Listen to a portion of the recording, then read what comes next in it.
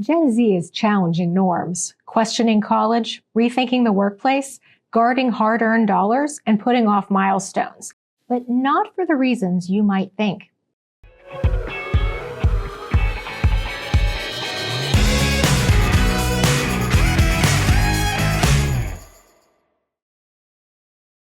Hi, everyone. Welcome back to Gatesman's Gen Z Reframed video series, where we'll be sharing out results from our recent research study to help you better understand the Gen Z mindset and learn insights and tips to help better market to this important audience. I'm Susan English, Director of Strategic Communications at Gatesman.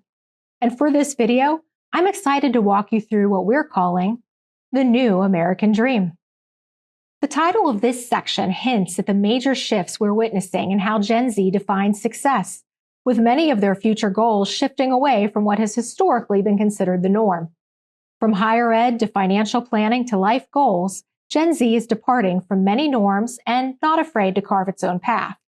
This slide overviews some of the shifts we found in our secondary research, which we shared with our focus group. We reviewed how Gen Z is exposing college shortcomings by finding new paths to success. In fact, interest in a 4-year degree among Gen Z teens dropped from 71% in 2019 to 51% in 2022. Gen Zers are also rethinking the 9-to-5. They're more entrepreneurial, and more than half of students have considered starting a business. Gen Z is a bit obsessive over their finances. In a really interesting study, Gen Z cited financial independence as the sign that they had arrived in adulthood, whereas millennials had cited emotional maturity as that sign. Gen Z also has different life priorities. According to current research, they're not very concerned with traditional life milestones, such as getting married or starting a family. So how did our focus group react to these findings? Let's find out, starting with a decision they faced early in their adult lives: whether to go to college. Do you feel that your generation is rethinking college and what that means? I think a lot of people now are realizing they don't have to go to college just because it's expected. More and more people are realizing you don't have to go to college to be successful. There's other routes that you can go through and still lead a very successful life without maybe wasting all your money. A lot of people are seeing it as, why would I go whenever there's other job fields I could go into without getting a college degree and go into the job field without $100,000 of debt? Like, the debt's getting higher, I feel like, so it's getting more questioned. I graduate in a few days, and what I heard from a bunch of my peers who are graduating, a lot of them were taking either gap years or going directly into the workforce or going into community colleges. A lot of them don't want to spend like thousands and thousands of dollars if they're unsure of what they want to go into.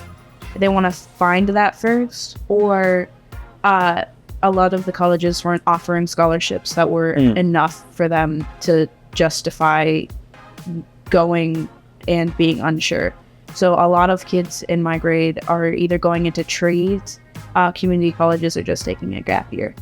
I feel like, at least for me, like, college has become very expensive, and I feel like pursuing careers that even our parents and grandparents might have pursued has become such an even greater cost. And I feel very much restrained into okay, well, I've spent so much money so far pursuing this, and I also feel like it kind of tunnels you into certain careers once you start your education, because it's well, I've already invested so much money into this, so I need a career where I can pay off my loans and pay off my debt and support myself financially and independently. So practical, Lydia. So, as our video showed, Gen Z says, yes, the stats are true. They are rethinking college, but only because it's a financial necessity. They wish a traditional college experience was within reach, but they're simply too realistic to count on it. And they aren't willing to take the risk of debt when there are other options, and unless they are sure what they want to do.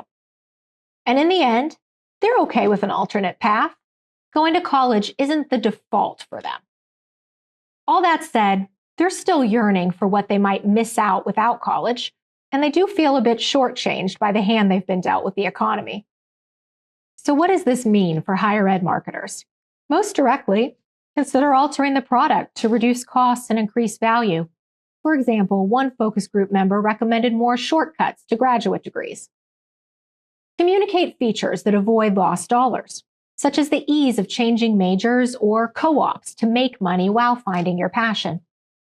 And complement rational arguments with emotional imagery and testimonials that communicate the intangibles only possible with the college experience. So, if this group has such a different take on college than just a generation prior, that it's no longer table stakes for their future, how do they feel about working? What is Gen Z looking for from their jobs and future careers? Let's hear from them.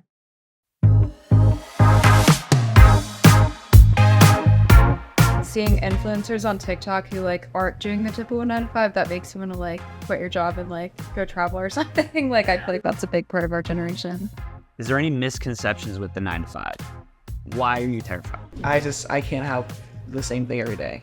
Yeah, I know I can't. I think if you are doing something you really love to do, you can do the 9 to 5. Because me personally, fun fact, I'm 18 and I work a 9 to 5.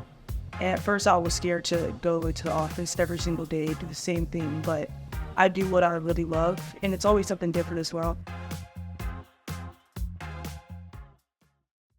So, as you clearly heard, Gen Z has a deep-rooted fear of boredom. This is a generation that has had constant stimulation since they were tiny tots, so we really shouldn't be surprised that they are absolutely petrified of monotony, which is what they think a 9 to 5 will be. This plays into Gen Z's perspective that valuing how you spend your time is a reflection of how you value yourself. Gen Z is very critical of prior generations' willingness to be unhappy at work. They see this as more proof that these generations failed to take care of themselves. And finally, Gen Z says, having standards is a net good. It's not noble to push through the grind. It's not a rite of passage that you are missing out on. Doing something you don't want to do is harmful to mental health, and that's not good for you or for society. So, what do these insights mean for employers? Gen Z employees are willing to work hard, but either within time boundaries or in fields where they have a strong passion. If you have strengths in these areas, lean way in and play these up in your recruiting and retention marketing. Don't forget that repetitive tasks are viewed as torture. So emphasize variety and growth within your job roles. If you really want to cozy up to Gen Z recruits, demonstrate alignment with their values and go ahead and acknowledge the mental health aspect of enjoying your work. Highlight aspects of the job or workplace benefits that support this goal. Okay, so in this final section of the New American Dream, we'll dive into Gen Z's reaction to research about changing life priorities. Hint, from their view, they're not disillusioned, they're just being responsible.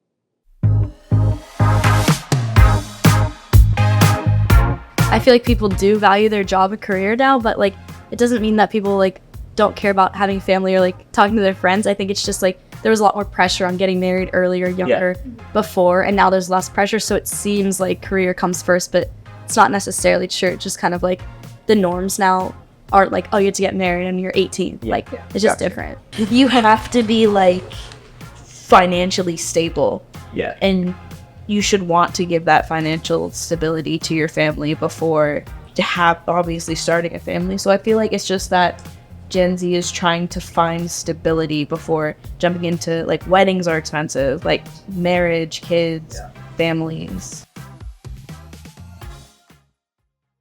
So what does this mean for marketers? First, life stage marketing will be more complex as Gen Z embraces less traditional paths and timelines. You'll want to dive deep into data and insights to understand what is important to your target and when. Next, align your brand with respect for balance. Imagery of friends and family enjoying life will be more relatable than frazzled workers and parents struggling to do it all. Also, if appropriate, position your product or service as helping you make the most of your free time, thereby helping your mental health to appeal to this audience. And finally, beware wasted time backlash. Zers work hard to free up free time to benefit their mental health, so anything getting in the way, such as slow customer service or a clunky digital interface, is instantly frustrating, if not relationship destroying. The new American dream sounds like Gen Z is missing out on traditional opportunities, which might be true, but this generation says what they want is different anyway. In their minds, they are carving a path in the new normal and taking the steps necessary to achieve their goals. So don't assume what they want, listen. And we'll do much more listening and learning in our next episode on Gen Z purchasing behavior. Can you guess the secret to how Gen Z decides whether to part ways with its fiercely guarded dollars? Stay tuned to find out. And don't forget to put questions in the comments so we can answer them in an upcoming Q&A event. See you soon.